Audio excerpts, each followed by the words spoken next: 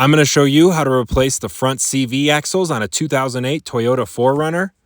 We are replacing the front axles today because the boot that protects the CV joint has been torn for a long time and there's a lot of play in the axle.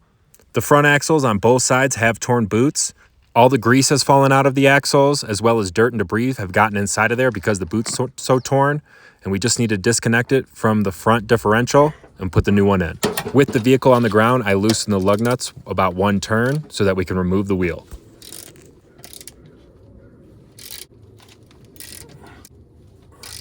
With all those cracked loose, I can lift the vehicle up, remove the lug nuts completely, and take the wheel off the vehicle.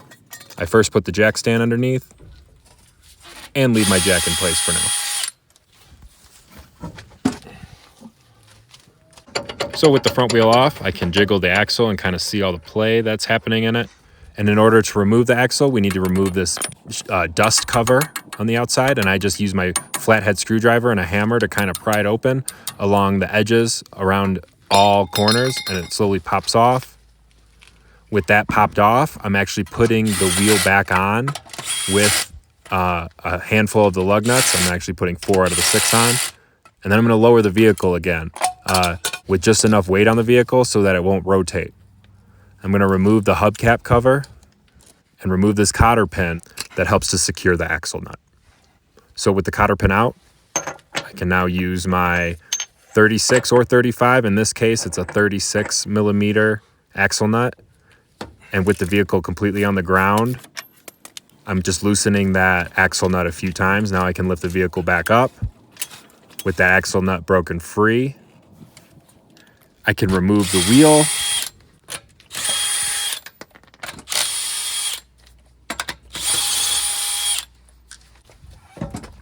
Get it out of the way. And remove that 36 millimeter axle nut. As we begin to take off the brake caliper, I'm removing this 13 millimeter bolt that holds the brake line in place, along with the two 17 millimeter brake caliper bracket bolts that hold the brake caliper onto the knuckle. With those free, again, you want to make sure to remove the bracket that holds the brake line in place, because when we move it, you don't want to damage that brake line. Also remove the plug that connects to the ABS sensor and just get it out of the way. Just make sure it's disconnected.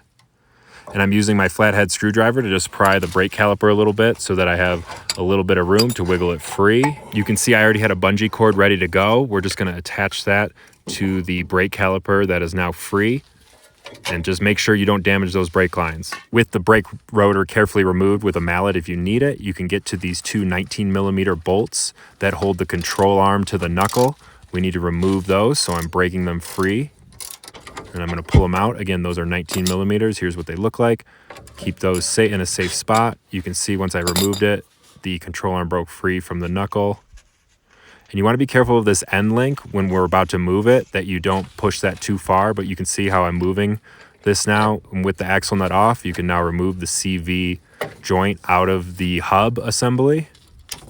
And again, I want to remind you to unplug the ABS sensor. You could damage it when you're moving it at this point. So just a reminder, unplug the ABS sensor before moving the hub assembly around.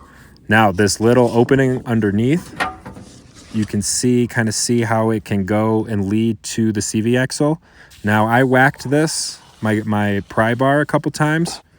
This is how I've gotten them out before. It usually pops right out. It did not in this case, but after a few whacks and it failing, I just took my pry bar next to it and pried against it, and it came out super easy. I don't know if tapping it with the hammer made it easier, but it came out just like butter. You can see here, this is how I pried, and it came right out. You saw it move about a ½ inch, and now you can remove the rest. Now, if you're doing the other side, that was the passenger side. If you're doing the driver's side, I had to get a longer pry bar and actually knock it out the original way I was trying, and that was the only way I could get it out because I couldn't pry it enough to get the driver's side out. This is the driver's side. Anyway, back to the passenger side.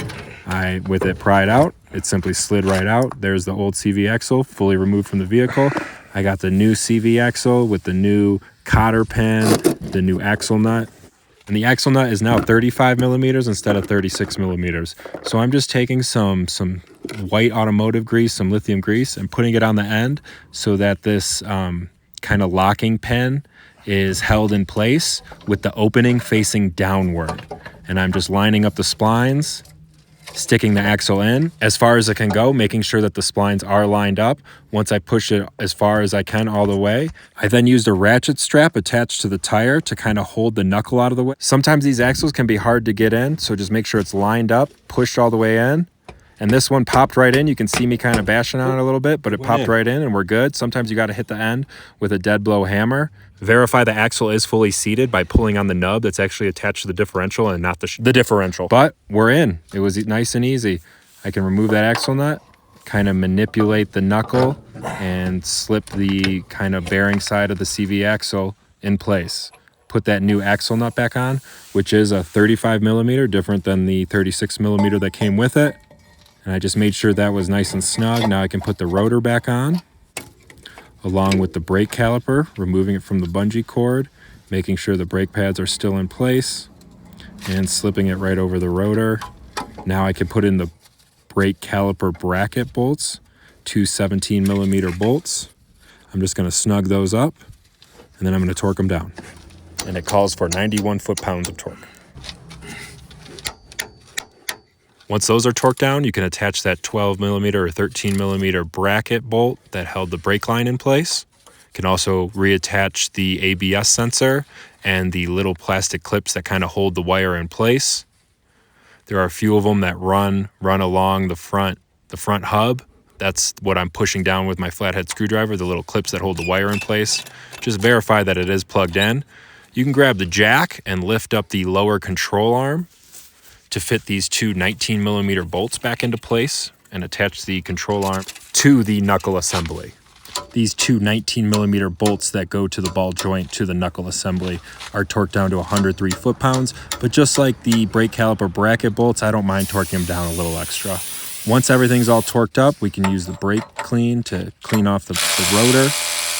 And I make sure that the axle nut is all the way secure. And we're gonna have to torque it down pretty tight, so we're gonna go ahead and grab our wheel, put a few lug nuts on, and torque that axle nut down to spec with the vehicle touching the ground. The axle nuts need to be torqued down to 203 foot-pounds. So make sure those are nice and snug.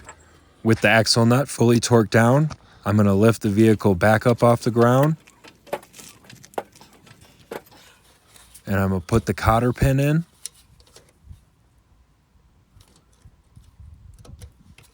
And I'm gonna bend it in a way so that it cannot come free. I split it down the middle, put one end going one way, the other end going the other. Now I can put the dust cap back on, the dust shield. Simply put it into place, hit it pretty evenly with the dead blow hammer, and it should go back into place if you didn't mangle it too hard when removing it. Now with the vehicle up off the ground, you can see there's a far less play in the CV axle. We can make sure that the lug nuts were nice and snug. Lower the vehicle so that the wheel is touching the ground, and we can torque these up to spec as well. The lug nuts call for 83 foot-pounds of torque, but with lug nuts, I don't mind going a little over as well, giving a little extra push. Just don't give it all your strength and break off a stud. So with all those torqued up, lower the vehicle, remove the jack stand, put the hubcap cover back on, and you're good to go. Before you drive the vehicle, make sure you pump the brakes, because we did have that brake caliper off, especially if you did both sides. Just pump it a bunch. Make sure it's engaged, and before you drive off, hit it again. If you found this content helpful, hit the like button, subscribe to the channel. If you have any questions at all, please leave a comment. If you feel like supporting the channel, see the links in the video description.